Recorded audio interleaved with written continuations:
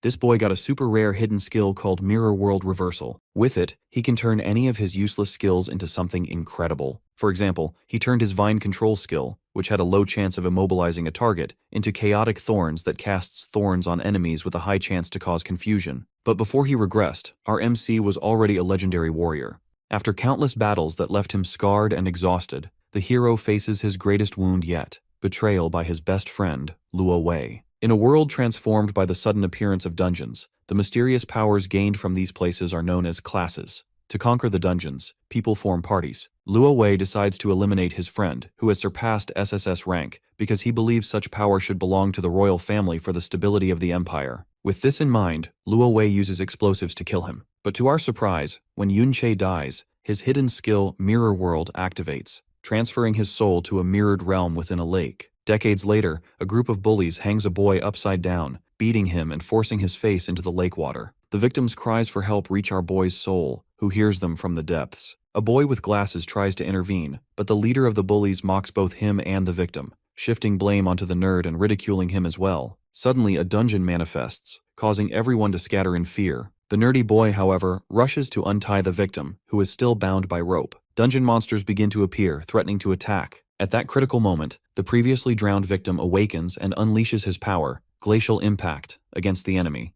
a type of ability that helps heal the target. But the system informs him that he can't heal someone who already has full HP. Meanwhile, the bespectacled boy is frustrated that his friend is trying to heal a literal monster. Our protagonist checks his status bar and discovers he has taken over Yunche's frail body, inheriting its weak abilities. He remembers being a top warrior and dying after activating Mirror World, which led his soul into this mysterious realm. The cries of the drowning victim had triggered his revival in this new form. Driven by a desire for revenge, our hero resolves to make use of this second chance. The nerdy boy turns to Yunche for help, but our hero is disheartened to find he has no valuable skills. The previous Yunche was dismissed by everyone as just a chanter. Despite this, Yunche decides to pin his hopes on the Mirror World skill. Curious about how it works, he tries to activate it, but the system tells him he doesn't meet the requirements. He attempts the skill on a goblin, but the level is too low. He then tries it on the goblin's weapon, but receives the same result. Suddenly, a level 10 malformed overlord appears, and a horde of monsters follows close behind. The boy with glasses fears the worst, convinced they're doomed, while our boy still struggles to master the Mirror World skill. At last, Yunche tries activating it on one of his own seemingly useless abilities. To his amazement, he successfully reverses entangling vines into chaotic thorns, causing confusion among the monsters, who start attacking each other. Amid the chaos, the malformed overlord is taken out by another monster. Finally,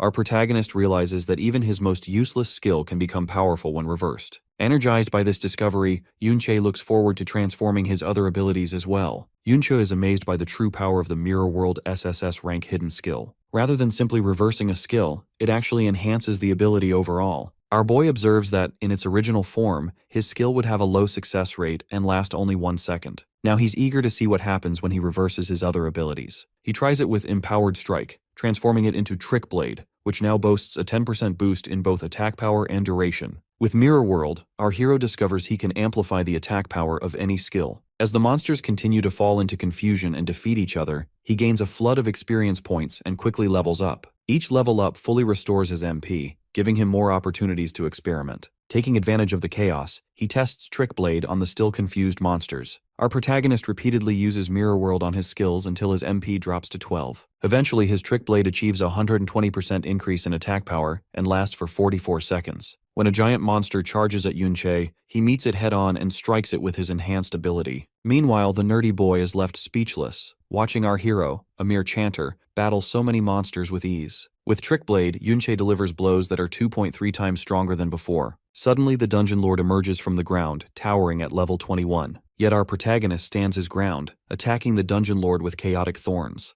Unfortunately, the lord proves immune to that skill and counters with its massive claws. In a moment of bravery, the nerdy boy steps in to shield him. Seeing this, Yunche is reminded of an old companion from his past life who always acted the same way. The shield, however, doesn't hold for long, and the nerd is sent flying. Instantly, our boy rushes over to heal him and urges the nerdy guy to use a health potion. Formulating a quick strategy, our hero instructs Xiao Ji to wait. With only 8 seconds left on Trick Blade, Yunche cuts down more monsters, gaining additional levels and restoring his HP and MP. He reactivates Trick Blade, continues his rampage, and levels up until he finally feels ready to face the Dungeon Lord. Upon reaching level 12, Trick Blade now has an astonishing 510% increase in attack power. Darting in from different angles, Yunche unleashes a relentless assault and ultimately defeats the Dungeon Lord. Chaoji can hardly believe his eyes, stunned to witness a chanter at level 5 bring down a Dungeon Lord. With the Lord's defeat, the dungeon is cleared. As Yunche gathers the dropped loot, Chaoji, still in disbelief, asks how he became so powerful so quickly. In response, our hero inquires if he is related to Chao Benben. Chaoji is shocked that Yunche knows his great-grandfather's nickname.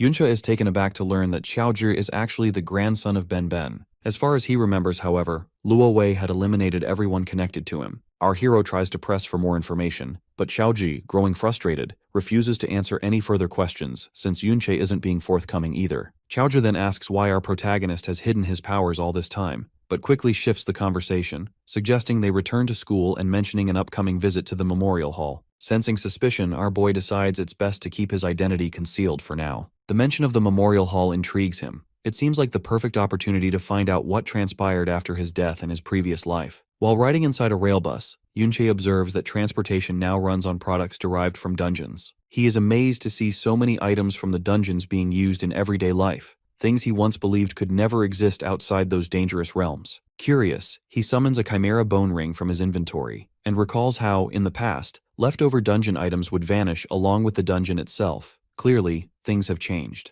At the memorial hall, Yunche comes face to face with a statue of Luo Wei, now celebrated as the hero who ended the dungeon disaster years ago. History records that numerous dungeons appeared at once, including a formidable SSS rank dungeon that caused daily suffering for civilians. Luo Wei, leading an army, conquered these dungeons, while his close friend Luo Che was branded a traitor. Our protagonist seethes at the injustice, remembering that his army was the one responsible for clearing the SSS rank dungeon, yet he remains maligned by history. Meanwhile, the school teacher recounts Luo Wei's hardships in battle, adding that with the help of the famed hero Ding Kun, Luo Wei was able to suppress the rebellion. Yet Yunche has no memory of anyone named Ding Kun. As this unfolds, the leader of the bullies, Ding Shu, appears, surprised to see both Chaoji and our boy alive. His friend quickly speculates that an expert must have been nearby to clear the dungeon. Students gather around Ding Shu, eager to learn about the new dungeon. Ding Shu, however, blames Chaoji for dragging them into trouble. When Chaoji protests, Ding Shu puts him in his place by drawing attention to a statue of Chao En, nicknamed Benben, being stepped on by hero Ding Kun, his own ancestor. Suddenly, Ding Shu angrily yells at Chaoji, accusing him of insulting his ancestor, while other students start gossiping about the traitor Chao En. The school teacher steps in, instructing Chaoji to apologize and reminding him that the hero's family once spared his own. He makes it clear that no one is willing to help a descendant of a traitor. Just as Ding Shu is about to escalate things further, our protagonist steps in and kicks Ding Shu down, protecting Chaoji before any harm can come to him. All the students begin whispering among themselves, shocked that a mere level 5 chanter just knocked down Ding Shu and insulted the hero's family. Incensed, Ding Shu calls Yunche a punching bag and rallies his group to gang up on him. Our boy, however, easily dispatches every one of them with precise punches,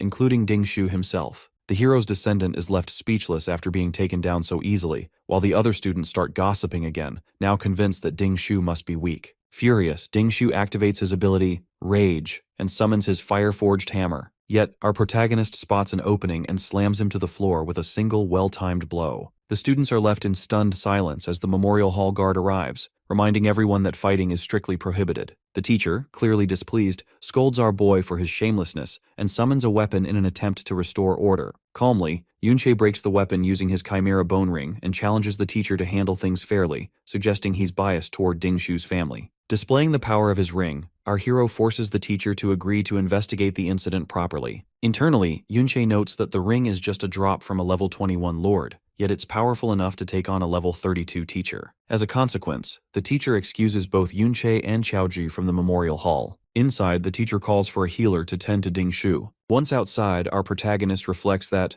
after his own fall, none of his people survived, and Benben was eventually eliminated by Ding Kun. Curious, he asks Chaoji to share the story of the so-called hero, Ding Kun. Chaoji explains that Ding Kun discovered the traitor Yunche's plans and led an army near the SSS rank dungeon, helping to quell the rebellion. Our hero remembers that there was indeed an ambush in the dungeon meant to wipe out his people. Qiaozhi continues, saying Ding Kun was promoted by the king and became a celebrated figure, fighting for years to protect the world from disasters like the Great Cataclysm of Winterland. Yet our protagonist distinctly recalls that he, not Ding Kun, resolved the Winterland crisis. Still, he's curious about Ding Kun's weapon. Qiaozhi tells him about the flowing cloud sword, the blade supposedly used by Ding Kun to execute the villain Yun Che. That revelation infuriates our boy even more. Not only were his achievements stolen, but even his sword became part of someone else's legend. Now, with determination burning within him, Yun Che resolves to bring down Ding Kun himself. Outside the Ding family compound, guards patrol the grounds, but when they spot Yun Che and Qiaozhi, they simply ignore them and move on.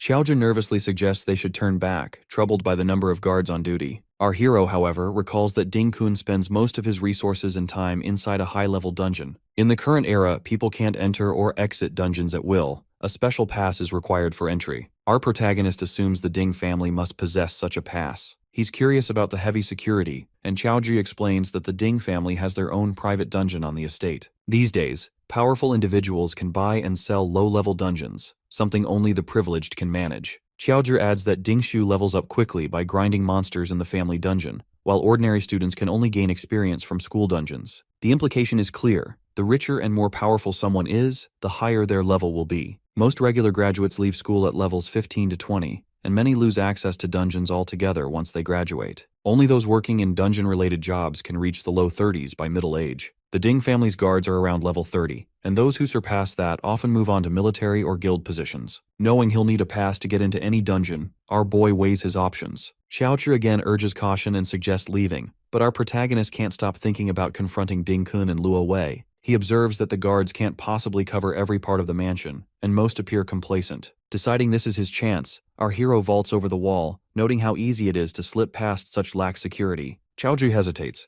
but our boy pulls him aside, asking if he truly wants to change his life. Qiaozhi admits he does, though he believes it's only possible if he can join a guild. Yuncha insists it's better to act now than to keep waiting for the future, then walks off, leaving Qiaozhi to make his own choice. After a moment's pause, Qiaozhi picks himself up and follows. Spotting an opportunity, our protagonist grabs Qiaozhi, and together they leap into the estate. They successfully reach the entrance to the Ding family's private dungeon. Inside, they encounter monsters ranging from level 6 to 8. Although this dungeon is tougher than the last, it contains fewer monsters. Our hero urges Qiaozhi to face one of the monsters head-on. Though reluctant, Qiaozhi raises his shield as the monsters close in. He struggles at first but manages to hold his ground. Our boy encourages him to fight back, reminding him that he's looking out for him. Finally, Qiaozhi musters the courage to charge and manages to defeat a monster. Our hero observes that Qiaozhi is actually quite talented. His main problem is timidity, which leads him to play defense and panic easily. Still, Qiaozhi's understanding of spatial positioning is impressive, allowing him to avoid taking much damage. Whenever Qiaozhi finds himself overwhelmed, Yunche jumps in to handle the monsters. After the fight, Qiaozhi realizes he's leveled up. Our protagonist explains that experience points are distributed based on contribution.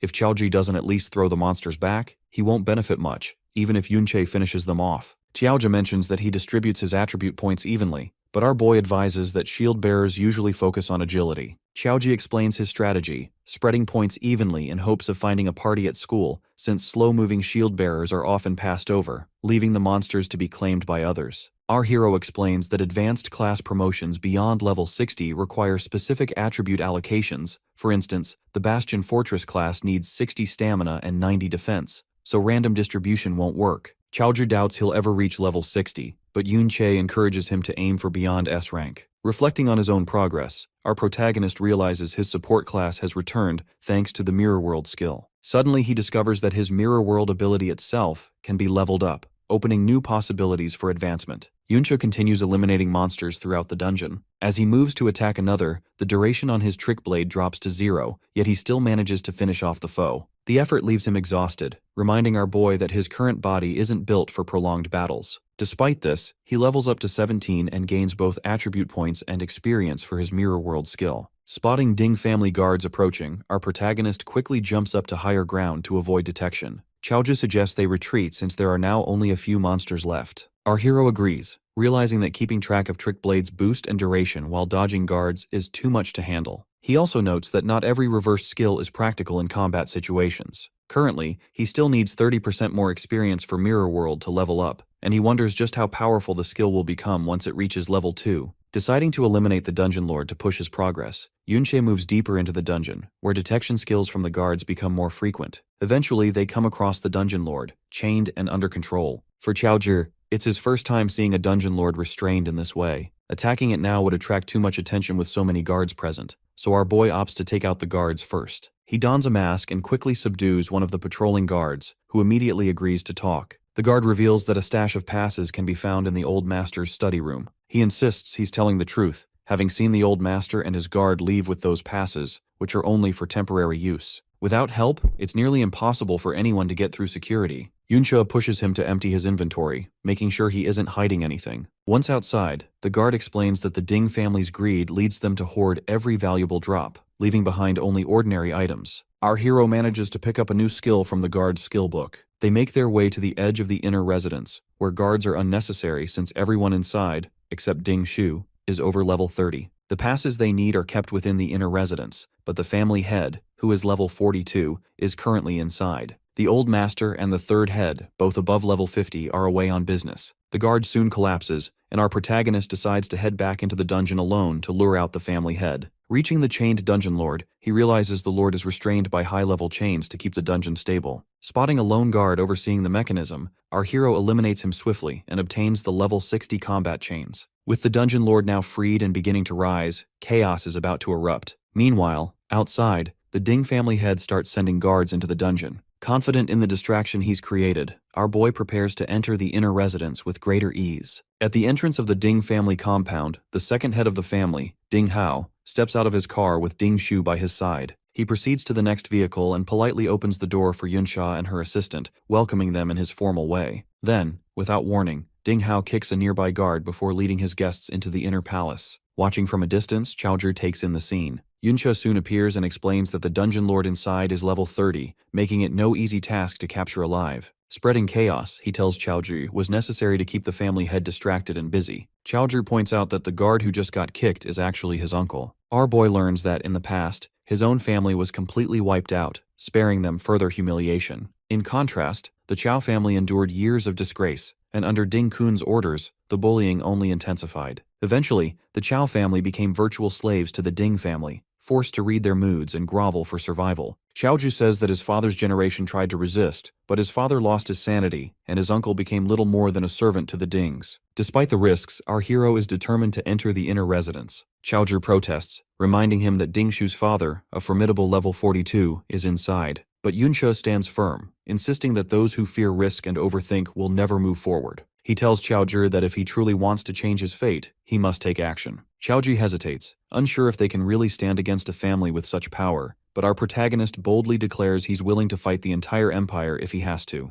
Without another word, he leaps into the inner palace. Inside, the second head receives urgent news that the dungeon lord has gone berserk. Yunsha offers to return another day, but Ding Hao reassures her that his elder brother will quickly resolve the situation. He also mentions that the old master and his third brother are on their way to meet her, and that their renowned hero grandpa is eager to see her as well. On the terrace, our boy wonders if this hero grandpa is the infamous hero Ding Kun. He observes that Yunsha shares his surname, guessing her status must be significant. He slips into the study room, searching for passes. Although he finds none, he does come across a diary and several high-quality skill books. Among them, he acquires a new ability, Slowing Aura, which can reduce an enemy's speed by 20%. Outside, Chaozhi sees guards surrounding the inner residence and grows increasingly anxious for our protagonist's safety. He considers escaping, but memories of his family's suffering hold him back. In a surprising act of courage, Chaozhi suddenly shouts to draw the guards' attention, hoping to create a diversion for our hero. Seizing the moment, Yunsha leaps out the window, recognizing Chaozhi's newfound bravery. He shouts loudly, making sure everyone knows he's obtained the chains and skill books. Then, he uses Mirror World to reverse his slowing aura into an accelerating aura. Realizing our hero is heading for the dungeon,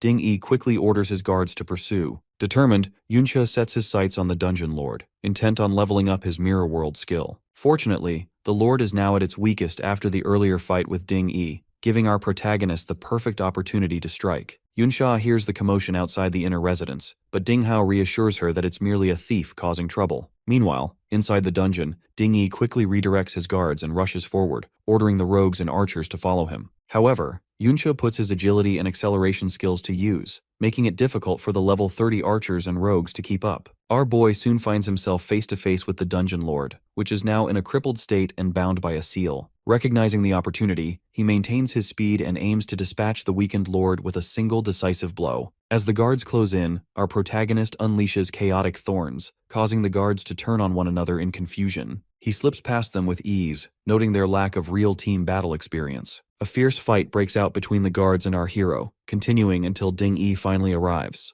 Clad in armor and wielding his axe, Ding-E charges at our protagonist. Calmly, Yunche summons the high-level chains. He can't access their full stats yet, but at level 60 they're still formidable. Breaking the seal with the chains, our hero attacks the dungeon lord from multiple angles, ultimately eliminating it. With this victory, Yunche reaches level 20, and his mirror world skill levels up. As Ding-E and his guards close in to capture him, our hero vanishes without a trace. Unexpectedly, he finds himself inside the mirror world after activating his skill, realizing he has half an hour to make use of this unique space. Yunche quickly notices that everything inside the mirror world appears reversed. At first, he assumes the guards here are mere illusions, but quickly realizes that's not entirely true. When he picks up a mirror shard, he discovers it can be brought back into the real world. Now that his mirror world skill has reached level 2, our boy realizes he can extract anything he obtains from this realm. He checks his stats window and spots a new list of skills. These are the reversed forms of all his abilities. However, he sees that some base skills are still locked, so he isn't able to activate them yet. Planning ahead, our protagonist decides to select powerful skill combinations to optimize his class progression. Suddenly he notices spirits floating through the air, which then transform into undead creatures. Without hesitation, our hero takes down one of the undead, and the system informs him that he can form a contract with it. He realizes that after defeating an undead, he can bring it into the real world, just like the mirror shards he collected. This opens up new possibilities for him. Meanwhile, back in the real world, the dungeon has disappeared. Ding-Yu and his guards stand by, waiting for any sign of Yunche. They speculate that he might have used a rogue's stealth skill, but one of the rogues dismisses this idea. Frustrated, Ding-Yi scolds his men for letting the intruder slip away. Unexpectedly, our hero reappears right behind them as the mirror walk timer runs out. Ding-Yi shouts at his guards to capture him, but our protagonist quickly summons an army of undead creatures. Although everyone panics, one of the guards points out that the undead are only level 20. As Ding-Yi gives the order to catch him, Yunche has already slipped away. Once outside, our boy notes that his undead summons are still somewhat weak, but he's pleased that he managed to form contracts with the strongest 20 undead creatures available. He also learns that the mirror world has a 200-meter exploration boundary, limiting how far he can move within it. Determined to make the most of this new ability, he decides to explore the mirror world from different locations in the future. Just then, he spots Chao Zhi being held by a guard. Acting fast, Yunche takes down the guard and grabs Chao Zhi. With the situation under control, our hero heads home, eager to tally up his gains and plan his next move. The Ding family's guards continue battling the undead creatures, and while they find it easy to defeat them, the monsters keep reviving. Soon, Dinge, the third head of the Ding family, arrives and effortlessly eliminates all the undead. He explains that these summoned creatures drain magic points and will disappear if defeated a few more times. Meanwhile, inside the inner residence, Ding Hao bows to the old master in apology. He reports that the intruder escaped through a window. The old master, furious, laments that they don't even know what the intruders look like. Ding Hao tries to lighten the mood by mentioning that Yunsha has agreed to visit the hero's dungeon. The old master, however, instructs him to eliminate the intruders and thoroughly check for anything else that may have been stolen. Elsewhere, Yunsha notes with satisfaction that he now possesses a pass and just needs someone who can get him into the hero's dungeon. Back at Ding Shu's house, our boy has reached level 20, though his Chimera bone ring is nearly ruined. He's managed to collect over 10 skill books, all support chants, but he's already learned the battle song chant, which he can reverse into shield song chant. Planning ahead, our protagonist intends to use these skills to stack his attributes, aiming to match or surpass others of the same level based on stats alone. From the Dungeon Lord's drops, he also obtained the Corrupted Knight's armor. With Mirror World now at level 2, the undead creatures he can summon have noticeably boosted his combat power. Still, this isn't enough for our hero. He knows he needs to reach level 50 and form a contract with an S-rank undead creature if he's going to have any hope of facing someone like Hero Ding Kun. Yuncho reassures Chaozhi that the Ding family never saw their faces, so there's little risk of being caught. He then asks if there's a dungeon where a powerful individual has died. Chaozhi, hesitant, admits that the school dungeon fits that description, but warns it's not easy to sneak inside. Our protagonist assures him he has his own ways. Later, at his school teacher's private residence, our boy bribes the teacher with 2 skill books. The teacher says that he can't do much, but the dungeon has recently opened to graduating students. He explains that students can join a team if recommended by a teacher, With the teacher's help, our hero secures permission and soon finds himself at the entrance to the school dungeon.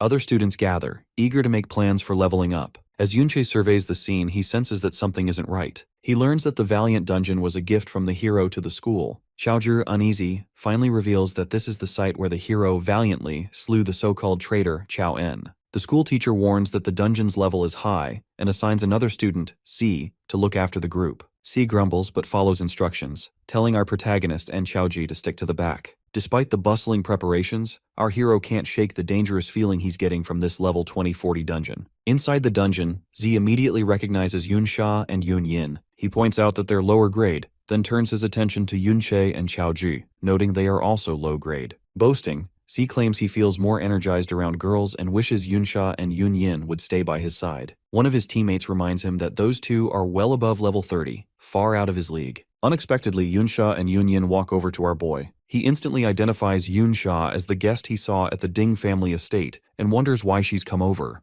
Yunsha casually compliments his voice, mentioning she saw him at the memorial hall, then leans in and quietly admits she recognized him yesterday at the Ding family residence. Caught off guard, our protagonist is surprised she was able to recognize him with just a couple of exchanges. After changing equipment, Yunsha and Yun Yin move on. This makes our hero realize that Ding Shu might have recognized their voices yesterday as well. Wanting to repay Yunsha and Yun Yin for not exposing his identity, our boy quietly warns them to be careful, explaining that this dungeon gives him a dangerous vibe. Yunsha thanks him for the warning, but confidently assures him she's not worried at her current level. Seeing this, Z's group is left stunned and quickly gathers around Yunche, eager for introductions to Yunsha. Our hero brushes off their curiosity and heads further inside the dungeon. Z and his group argue, insisting that Yunche and Xiaozhi should not go off alone. Trying to save face, Z claims he's close to Yunsha, so there's no way he would be a low level. He reminds his teammates that their primary goal is to collect crystals, and suggests they ignore the low-graders, since everyone has a distress flare. Secretly, Z hopes our protagonist will get himself killed for being overconfident. Meanwhile, Ding Shu races toward the dungeon entrance and questions the teacher about the team that just entered. He recalls how his elders dismissed his concerns when he told them it was Yunche and Xiaozhi who broke into the compound. His father thought Ding Shu was still upset about the memorial hall incident, while the family head insisted that the students couldn't possibly escape so many guards.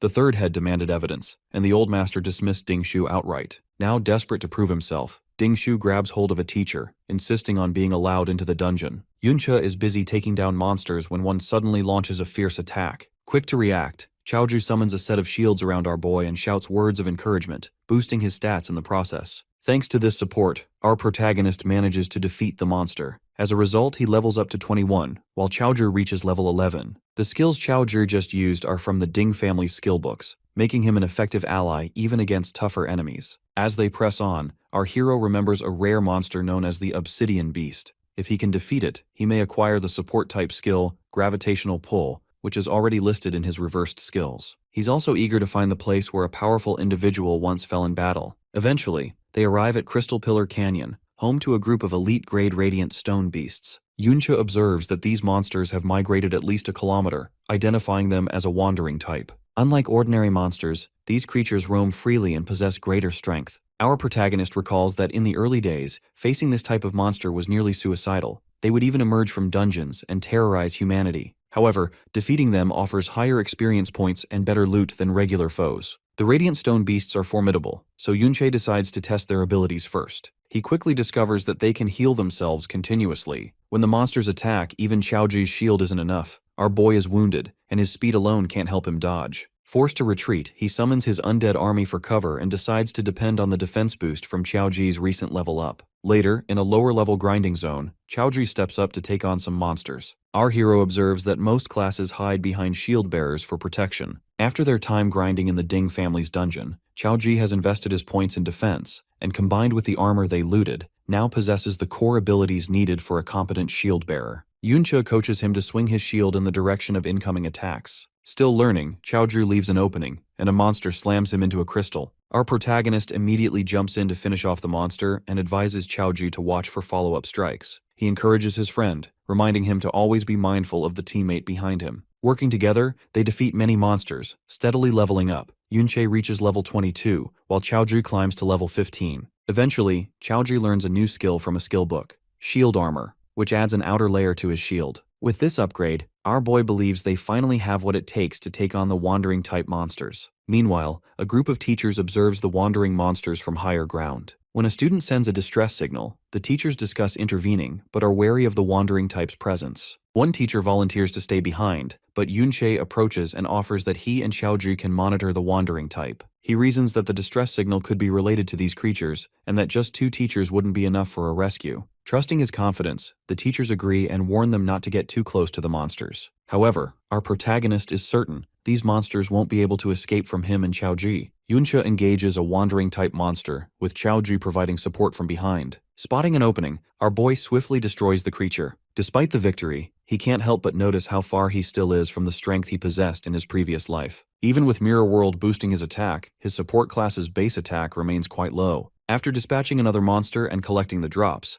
our protagonist levels up and acquires a crystal longsword, which should help compensate for his lacking base attack power. He's a bit disappointed not to find a skill book for gravity pull, realizing that the drop rate for such rare skills must be quite low. Suddenly, a special grade distress signal from a teacher squad lights up the sky. Elsewhere, Lei Li, the blonde teacher, struggles to shield his students in a cramped space as the wandering type monsters close in. On the other side, numerous students and teachers watch the chaos unfold from behind their shields. Curious about the commotion, Yunsha asks what's happening. A teacher explains that they followed the distress signal to a cave where several people are now trapped. He requests Yunsha's assistance, and she quickly uses her skills to boost the group. Together with Yun Yin, she takes down a wandering type monster with ease. Observing from a distance, our hero notes the impressive skills and equipment Yunsha and Yun Yin possess. Driven by curiosity about the situation inside the cave, he instructs Xiaozhi to remain with the others while he investigates further. Entering the mirror world, Yunche discovers he can now access this realm at will, something he couldn't do after the incident with the Ding family. Inside the mirror world, he observes that people have reflections while monsters do not,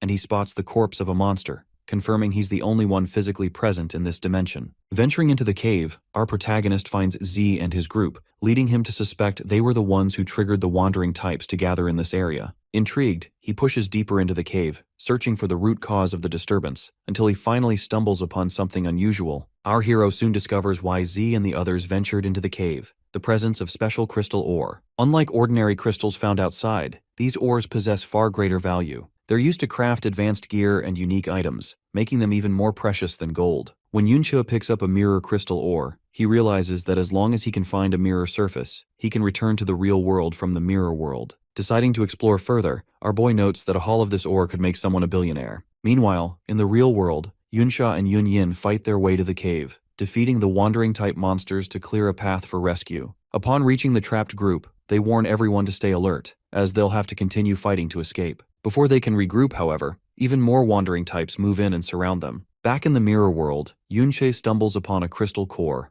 a rare treasure that takes ages to form, representing the crystallized essence of all the special products within the dungeon. Knowing its worth, our protagonist quickly collects it. Using the crystal core will boost his stamina and mana recovery, but what impresses him most is the 20% light and electric damage reduction it grants, a percent-based reduction that's rare even among top-tier gear. This makes our hero cautious, suspecting that just like the crystal ore, acquiring such a hidden treasure will likely attract a far stronger monster. He decides to use the crystal core before leaving, but discovers that doing so will consume 10 minutes of his mirror walk time. Meanwhile, in the real world, a massive monster suddenly appears. Some students believe it's a wandering type lord. Others think it might be the hidden boss of the dungeon. The wandering lord emerges, a rare hidden boss, even stronger than a dungeon lord, and beyond the capabilities of any teacher present. Students and teachers huddle behind their shields, but panic spreads as surrounding wandering types launch relentless attacks. Yunsha tries to calm everyone, suggesting they might escape through the canyon ahead. She activates a buff, and Lei Li takes the lead, guiding the group forward as they move their shields and fight off monsters. Unfortunately, the Wandering Lord unleashes its battle cry, Rally, summoning even more wandering types from deep within the dungeon.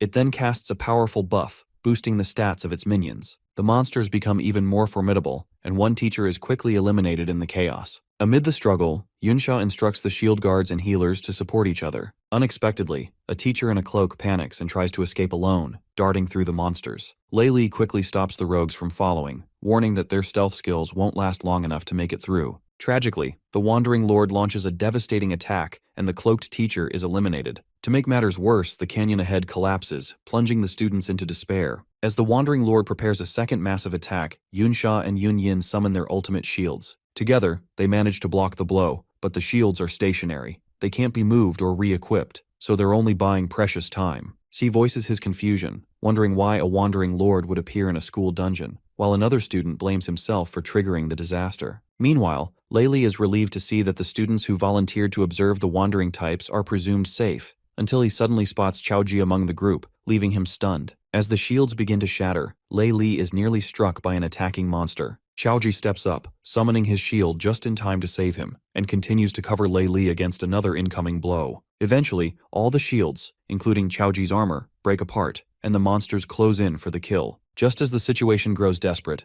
Yunche arrives and swiftly dispatches the attacking monsters. He praises Chaoju for his bravery and calmly assures everyone that he'll handle things from here. While in the mirror world, Yunche realized that the original crystal core still existed in the real world, meaning he could double his gains by collecting both versions. However, extracting a single crystal would consume 10 minutes of mirror walk time. Prioritizing, our boy grabbed the most valuable core and used it to power up his stats. Suddenly, a sense of danger washed over him. Deciding not to risk it further, he quickly returned and discovered he could freely enter and exit the mirror world as long as his mirror walk time wasn't depleted. Exiting the cave and re-entering the real world, Yunche was met with the sight of a massive horde of wandering types and the imposing Wandering Lord. Without hesitation, our protagonist rushed to reach Chaoju and the other students. He skillfully dodged a monster by slipping in and out of the mirror world. At this moment, our hero was level 24, with a total magic of 140 and a recovery rate of 2.6 per second. His attack power was also on the rise. Even so, the Wandering Lord remained a formidable threat. Upon reaching the students through the mirror world,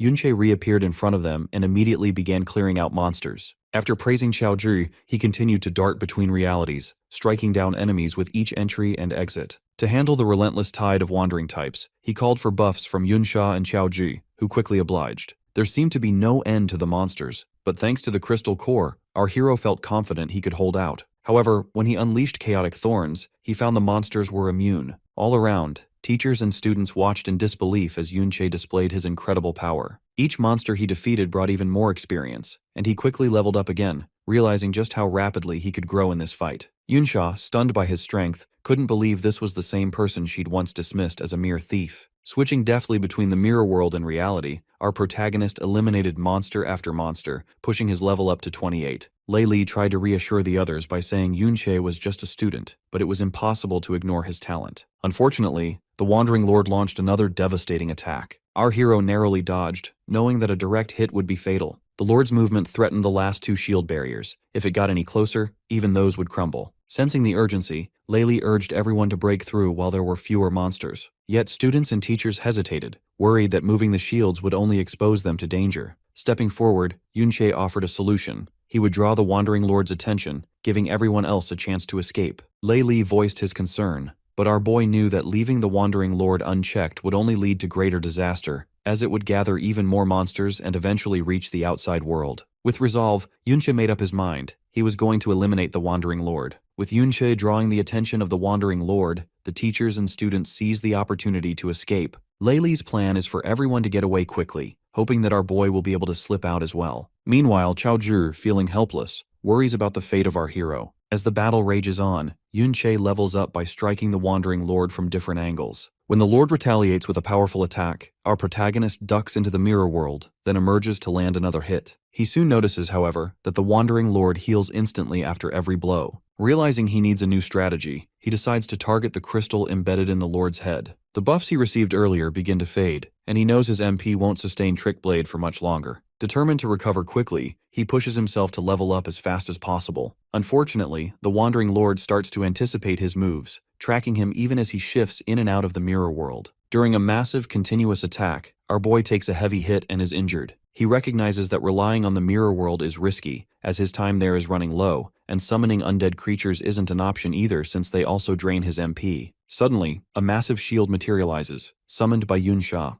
Our protagonist is stunned to see her, Chaoju, and Yunyin rushing in to help him. While they urge him to retreat, Yunche is resolved to finish the battle with their support. With their aid, he fights through more monsters and reaches level 30. At last, he acquires the coveted skill book for gravitational pull. Donning his armor, our hero reverses gravitational pull into gravitational draw, giving him the ability to pull himself toward the Wandering Lord in an instant. With his trick blade's attack power amplified, he uses gravitational draw to close the gap and targets the Lord's head crystal. The Wandering Lord unleashes another devastating area attack, but Yunche braces for impact and manages to shatter the crystal. With the crystal destroyed, the Wandering Lord is finally eliminated. Our boy earns 5,000 EXP and claims the title of Wandering Slayer. As a reward, he also receives 2 skill books, Golden Light Barrier and Angel's Blessing. Our protagonist's performance leaves everyone stunned as he reaches level 33. Before Yuncha can even explain the drop items, the Wandering Lord's massive body begins to collapse, creating chaos all around. In the midst of this, our boy notices a hollow mountain nearby. Venturing inside, he finds the remains of both humans and wandering breeds, and quickly realizes that this place once gave birth to an even stronger Wandering Lord. Unexpectedly, he stumbles upon the body of Chao En, known as Benben.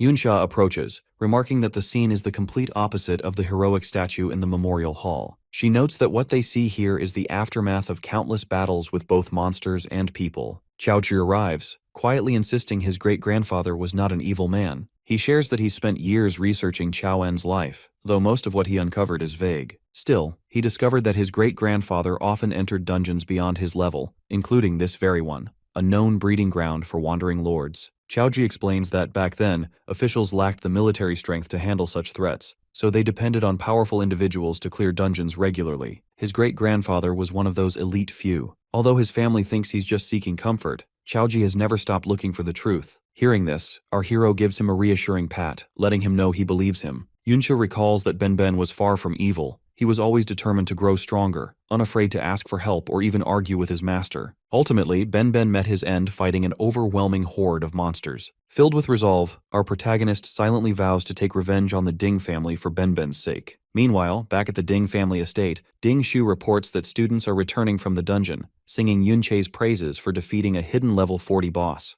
The third head of the Ding family immediately rises, orders his guards to assemble, and commands them to bring in the members of the Chao family. Yunsha hands the skill book Golden Light Barrier to Chao Ji, explaining that he can't learn a skill designed for shield bearers. According to Yunsha, our boy certainly doesn't lack for powerful abilities. Despite her own impressive skills, she admits that even she can't keep up with him. She points out his vanishing act and his unique ability to summon undead creatures, making our protagonist realize that his undead summons are transformed souls. This sparks the thought that there could be other souls in the mirror world besides his own. Curious, Yunsha enters the mirror world, which refreshes with his arrival. He spots the soul of Benben and wonders if it's possible to interact with or even utilize it. Back in the real world, Yunsha remembers she has an important ceremony to attend, so she and her assistant take their leave. Inside the mirror world, our hero attempts to communicate with Benben, but receives no response. Suddenly, Benben's soul lets out a roar and conjures a dark wall around Yunche. Scenes from Benben's life play out on the wall, showing Ding Kun ultimately striking him down.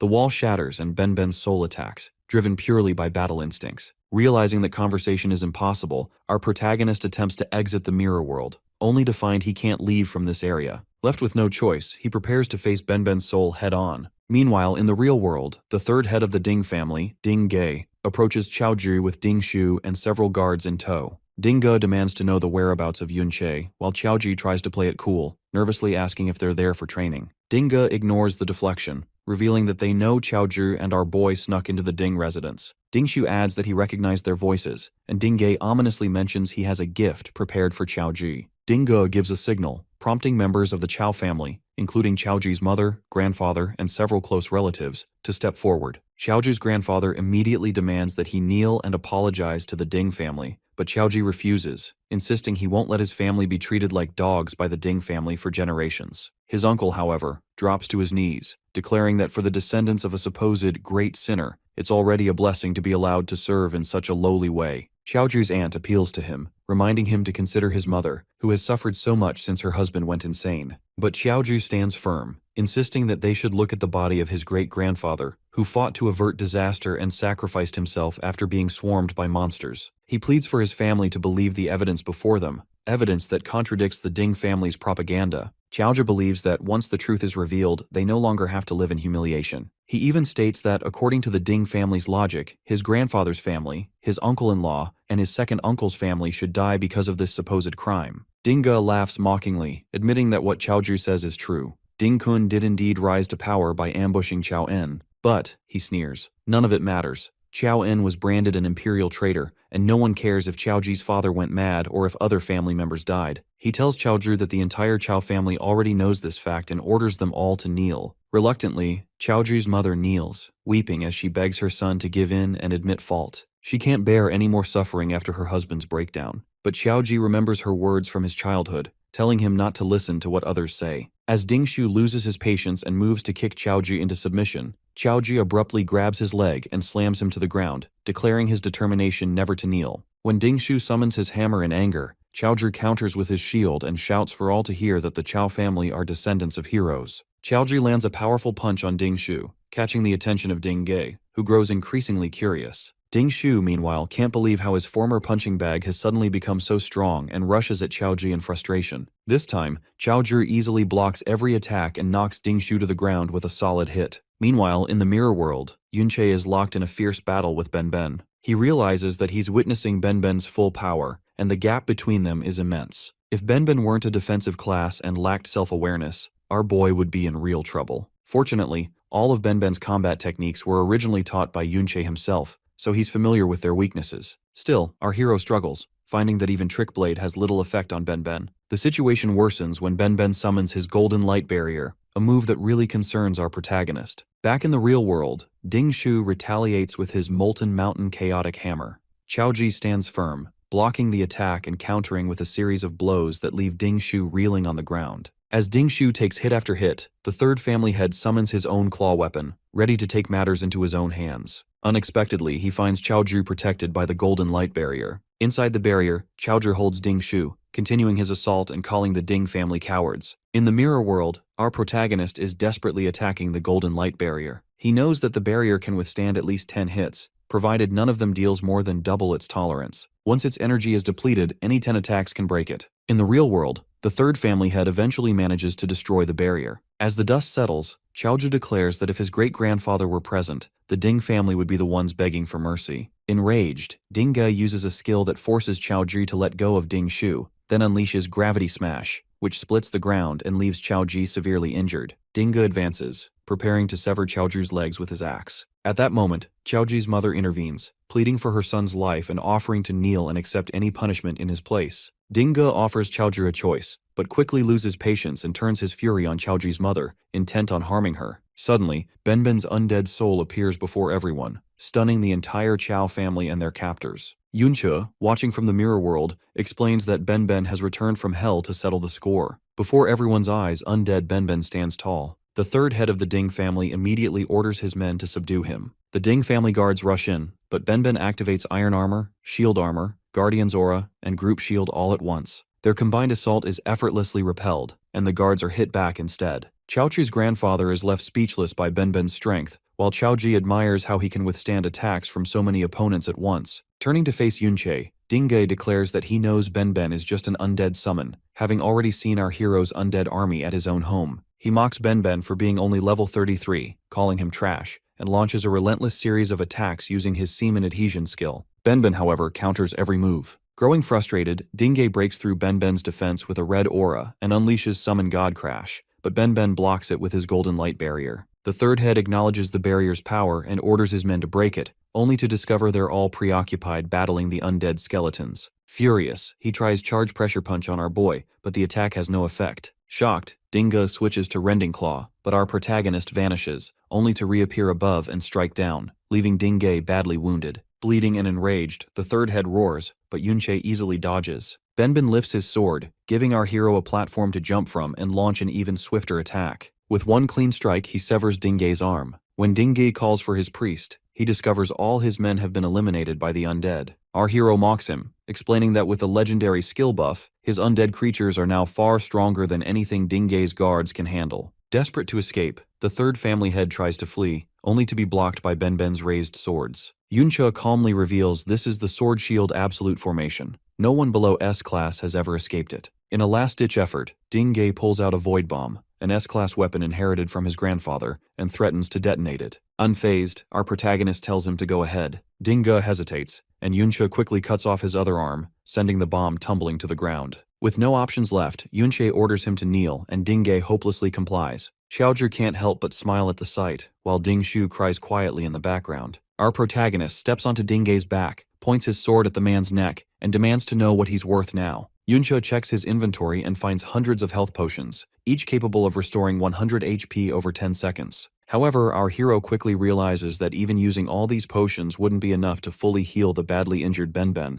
Quietly, he decides that Benben must die and be resurrected once again, allowing him to return stronger than before. After finishing Benben off, his soul appears in the mirror world, and Yunche smoothly recruits him as an advanced undead. He notes that by defeating formidable foes, he can continue expanding his roster of powerful undead, and decides to keep Ding Shu alive for potential future use. Chaoji's grandfather watches our protagonist in awe, amazed at how someone so young could be so powerful. He's convinced Yunche must be the one who helped Chaoji become stronger. Meanwhile, Chaoji's uncle concludes that the hero who killed their grandfather decades ago must now be even more formidable. Our boy agrees internally, reminding himself that he must become even stronger to eventually face Ding Kun. Suddenly, he realizes his undead soldiers have leveled up. Sending them out to battle was the right move. Now, with their enhanced strength and new equipment, they're nearly unstoppable. Seeing that this dungeon no longer offers enough experience, Yunche orders his undead to defeat the dungeon lord. By doing so, the dungeon will disappear, providing cover for the Chao family to escape unnoticed. Soon, his undead successfully take down the dungeon lord, and the dungeon begins to vanish. Turning to the Chao family, our boy reassures them that the ensuing chaos will delay the Ding family's response to the third head's death. He advises them to flee immediately and promises to handle any pursuers. Our protagonist knows he needs to defeat more dungeon lords to reach Mirror World Level 3. The last upgrade made him significantly stronger, and he's confident that reaching the next level will put him on par with, or even above, Ding Kun. Later, at the entrance to a wealthy man's private dungeon, a guard boasts that nobody would dare trespass, unaware that Yunche has already slipped past. Inside, our hero notes how poorly protected these types of dungeons are and proceeds to clear several more, steadily leveling up. Soon, rumors spread about a mysterious dungeon destroyer. Chaoji's grandfather wonders if this could be Yunche, worrying that people will eventually connect these incidents to the dungeon they previously entered, which could lead the Ding family back to our protagonist. He realizes Yunche cleared the dungeons to help the Chao family escape. Now hiding far from the Ding family estate, the Chao family finally feels a sense of relief, until Ding Hao, the second head of the Ding family, shatters the wall of their hideout with his unmatched descent skill. He calls them traitors, and warns that Yunche's location has been discovered. Meanwhile, outside the hero dungeon, our boy, now at level 42 with Mirror World leveled up to 3, stands ready, declaring that he's come for Ding Kun. Standing before the hero's dungeon, Yunche reflects on how all the private dungeons he cleared were only around level 30, far too weak to provide any real challenge or growth. The stronger dungeons, like this one, are controlled by the state, heavily guarded by the military, and off-limits to anyone within a 2-kilometer radius. Normally, our boy would rely on his Mirror World skill, but with a range of only 20 meters, it isn't enough to bypass such strict security. Instead, he decides to turn to Yunsha for help. When she arrives, Yunsha demands to know why he's asked for her assistance entering the dungeon. She admits she can't get in without a pass either. Our protagonist hands her several temporary passes he'd stolen from the Ding family estate. She points out that every pass requires someone to accompany the holder through inspection, and presses him about why he's so desperate to enter. Yunsha explains that after seeing Benben's fate in the so-called Traitor's Dungeon, he suspects there's something wrong with the story the heroes have spread about the rebellion. He's decided to help the Chao family uncover the truth. Yunsha argues that he has no ties to the Chao family, so risking conflict with the hero's family makes no sense. She accuses him of lying, noting that he stole the passes before knowing anything about Ben. She mentions that Ding Ge led a group into the Traitor's Dungeon for revenge but disappeared along with the dungeon, and suspects our hero harbors a grudge against the heroes. Growing curious, Yunsha asks if our boy is related to the traitor Yunche, given the similarity in their names. He jokes that she also shares the same surname, to which she responds that she changed hers to avoid trouble. He teases her again, suggesting she's making assumptions about his real surname. Annoyed, she threatens to report him to the army, but Yunche knows she won't. He believes Yunsha is a genuinely good person, a selfless individual who risked her life to save others. To earn her trust, he hands her the diary he took from the Ding family, which exposes the crimes of the hero's descendants. Yunsha, surprised, questions why he trusts her so easily and warns him that he shouldn't trust others so blindly. Our hero insists that even if he's been betrayed before, it won't stop him from trusting people, and assures her she's not an evil person. Flustered, Yunsha tells him to follow her only up until the moment she betrays him. At the entrance to the hero's dungeon, a guard greets Yunsha and informs her that the heroes are waiting inside. He's puzzled that she didn't arrive with Ding Dan and becomes suspicious of the hooded figure, Yunche, at her side. The guard explains that security is tight, especially since the Ding family reported their temporary passes as stolen. and insists on checking her personal guard. In response, Yunsha grabs Yunche's face and challenges the guards, asking if they'd like to check her as well, in case she's been swapped too. The guards, intimidated by her status, quickly back off and allow them to pass. Once inside, our protagonist realizes Yunsha's influence is far greater than he'd imagined. She makes it clear she won't interfere further and doesn't care what he does from here on out. Grateful, our boy thanks her and summons an undead in a cloak, instructing her to leave with it for her own safety. After Yunsha departs, Yunsha enters the mirror world, eager to test the new ability he unlocked at level 3. Yunsha activates his level 3 mirror world, skillfully copying monsters from the real world to deploy them within the mirror realm. With this ability, he can easily duplicate creatures and farm them in the mirror world without fear of being discovered. Moreover, even after leaving the mirror world, our hero's undead creatures remain behind, continuing to grind levels on his behalf. Inside the hero's dungeon, the Ding family is constructing a city, which serves as the base from where our boy plans to investigate further. He already learned from the Ding family diary that Ding Kun can be found there. Unfortunately, our protagonist knows little about this figure, only that Ding Kun reached S rank decades ago and has not displayed his power publicly. Yunsha believes that gathering more information will give him the confidence to deal with Ding Kun. He recalls that in his previous life, he knew every S rank, yet Ding Kun seemed to appear out of nowhere. Hoping for more insight, he tries to question Benben, but receives no response. Realizing that communication is still impossible, our hero recalls that when the mirror world leveled up, the intelligence of his undead creatures increased, with Benben showing the most noticeable improvement, though not enough for full communication. He can only hope that further upgrades will help Benben regain more consciousness. Meanwhile, in the Dungeon City Castle, Ding Dan yells at his father, accusing him of always favoring the third son. According to the Security Bureau's report, that son remains missing. The hero of the Empire, Ding Kun, sits in his armor but rises at his son's outburst, stating that the criminal must have reached S rank and advising him to take immediate action. Unexpectedly, Kun pierces his hand into Dan, mocking him for being unable to even keep track of his own son. He derides him for being an S rank who cannot withstand a single blow, and declares that the only reason he kept Dan alive was to watch over his grandson. Now, however, Dan must clean up his own mess. Kun also warns him that losing a blood relative costs several years of his life. Outside the castle, Ding Yan, a descendant of the hero, sits bound with belts atop the back of a giant man. Yan watches with amusement as humans and wolves fight one another for food. His aide Nans appears and mentions that Yan's master's pet has not eaten meat in days. At that moment, our protagonist observes them from a distance, noting that the Ding family here seems much more restrained compared to those outside. As he debates whether to reveal himself, Benben begins to struggle, attempting to say something. Yunsha realizes that even in this state, Benben wants to help others. He remembers that, among those from the disaster zone, Benben and Lan Qian were the kindest and strongest, which is why he accepted them as his students. Now, however, he feels regretful, believing it is his fault that Benben ended up like this. After a few minutes, Benben starts muttering names, making our boy believe that Benben has regained some consciousness. Benben then says that Lian Qian is Ding Kun, causing Yunsha's eyes to widen in disbelief. Meanwhile, in the castle, Ding Kun wipes his son's blood from his armor, muttering our protagonist's name. He hadn't expected to hear that name after so many years, but now he feels both excited and curious to discover who is impersonating his master. Yan cares deeply for his pet ogres, but as he becomes absorbed in tending to other pets, the ogres begin to starve. In a manic moment, Yan points frantically toward the helpless humans lying ahead, commanding his ogres to devour them all. As the carnage nears a child, Yunsha arrives just in time and eliminates the threat instantly. He still struggles to accept that Ding Kun is actually Lan Qian. Meanwhile, Yan hides behind his assassin, wary of the sudden turn. Although our boy is furious to learn that Ding Kun and his student are the same person, he recalls the past, when he explained to both his disciples that the age of knights had ended,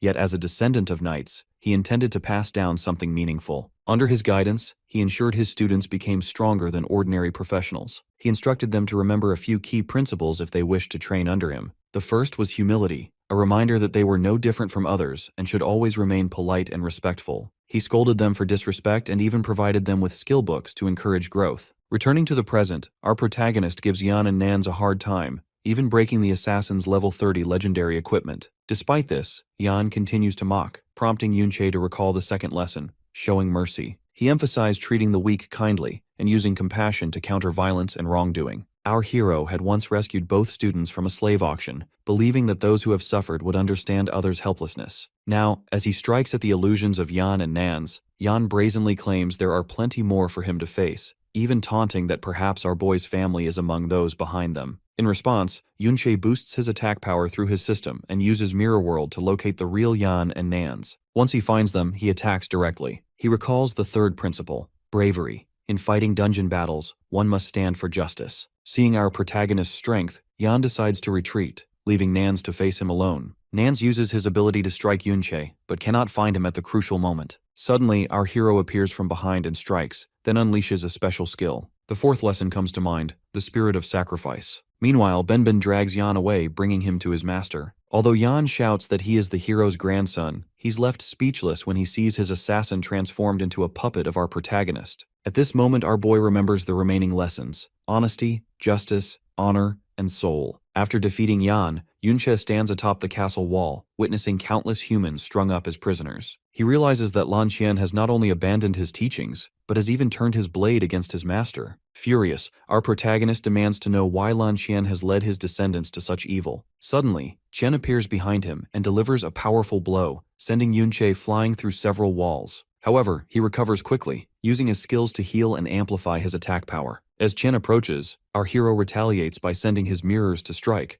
then confronts him directly, demanding an explanation for his betrayal. Qian's armor shatters after taking a blow from Yunche, revealing his face at last. Our boy's body trembles as he realizes that his student is, in fact, Ding Kun. He demands to know why Qian betrayed his master, but Qian simply remarks that he recognizes his old name. As Qian moves into attack, he wonders aloud if Yunche was sent by their master. After deftly dodging Qian's assaults, our protagonist counters with a strike from behind, repeating his question. Yet, Qian insists he's nothing but a tool dispatched by his master, and he slams the ground, tearing it apart. Curious to see if any recognition remains, our hero sends Benben forward. Qian slams Benben into the ground, surprised at his survival, but after another brutal blow, he realizes Benben is just an undead. Even in resurrection, little intellect remains. At that moment, Qian's three sons emerge, brandishing weapons to support their father. In response, our boy summons his undead army, with Ding Ge among them. The sight brings Qian to tears briefly, but excitement soon overtakes him as his interest in Yunche grows. Observing our protagonist reviving others, Qian demands that he prove whether he is truly his master. Raising his MP and attack power, Yunche recalls the days when Qian, once locked in a cage, used to help others, so different from who he is now. Unexpectedly, Qian claims that everything he has become is because of his master. Our hero reminds him that he rescued him from slavery and helped him become a powerful professional. But Qian, instead of gratitude, questions why he was saved so late, and why, as just the son of a knight, he couldn't live as comfortably as Benben. He shouts, asking why Benben, who did nothing, enjoyed such favor. Perhaps, he suggests bitterly, because Benben was simply born cleaner. Qian murmurs, questioning why his master made him a berserker,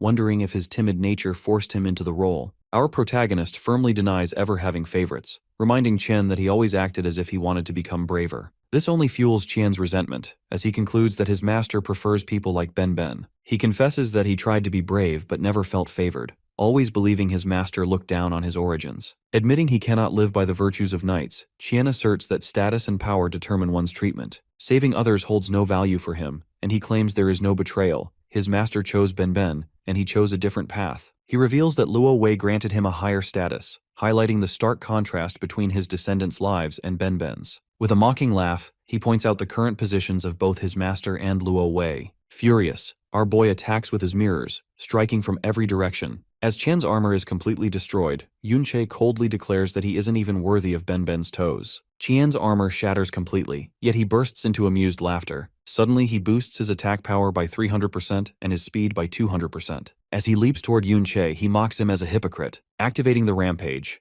Berserker exclusive skill, Qian's speed becomes almost impossible to follow, forcing our boy to rely on Mirror World to hide and dodge. After Qian's strike, our hero reappears, making Qian realize that he's using mirrors to travel and evade attacks. In response, Qian unleashes his Berserker exclusive skill, Bloodstorm, aiming to shatter all the mirrors and cut off our boy's means of escape. As the Bloodstorm rages, our protagonist's HP drops rapidly. Qian then activates Berserker's body, sneering that his master only talks about virtue when it's safe to do so. Just as he prepares to strike, he mocks our protagonist for preaching compassion despite living comfortably. Using Blood Rage Explosion Blade, Qian slams Yunche hard into the debris, causing his HP to plummet. Qian laughs, pointing out that without any mirrors, our boy can't run any longer. Despite the setback, Yunche uses basic healing to recover and gets back on his feet, launching another attack at Qian, who easily counters. Qian taunts that his master has grown delicate and begins to press his blade down. When our hero attacks with a second blade, Chen stops it barehanded, claiming that betrayal is the only way someone truly grows. Struggling, our protagonist manages to free his first sword, but still finds it difficult to fight his former student. Curious, Chen asks if he's jealous of Kuo Wei, who has become the supreme king, while he himself turned traitor. With a final taunt, Chen hurls Yunche into the debris with tremendous force, dropping our boy's HP to just 42. Qian's excitement only grows at the thought of eliminating his master with his own hands. He offers a twisted mercy, suggesting Yunche kneel and become his pet, and demanding the secret of resurrection. To Qian's surprise, our hero rises, gripping his blades and admitting he should never have rescued Qian from the slave cage. At that moment, he levels up,